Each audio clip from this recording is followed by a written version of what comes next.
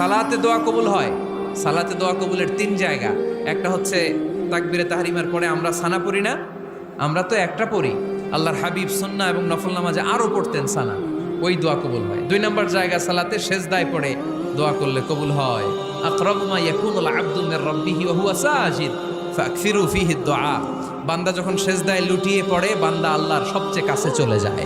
তা কিন্তু বিশ্বনবী বলে, সেজদাটা তোমার রবের কুদরতি পায়ের উপরে পড়েছে।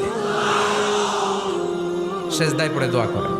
সালাম ফিরানোর আগে বিশ্বনবী দোয়া করতেন, লা ইউসাল্লিমান্না আহাদুকুম হাত্তা ইয়াতাআওয়াযা মিন আরবা'a। আল্লাহর হাবিব বললেন, চার জিনিস থেকে পানাহ না আছে আমার কোন উম্মত যেন সালাম না ফিরায়। তারা যেন পড়ে, আল্লাহুম্মা ইন্নী আউযু বিকা মিন আযাবিল কবর, আউযু বিকা মিন আযাবি জাহান্নাম, আউযু বিকা মিন ফিতনাতিল মাহইয়া ওয়াল মামাত, আউযু বিকা মিন ফিতনাতিল মাসিহিদ দাজ্জাল। আল্লাহ কবরের আযাব থেকে বাঁচাও, আল্লাহ জাহান্নামের আগুন থেকে বাঁচাও, আল্লাহ জীবন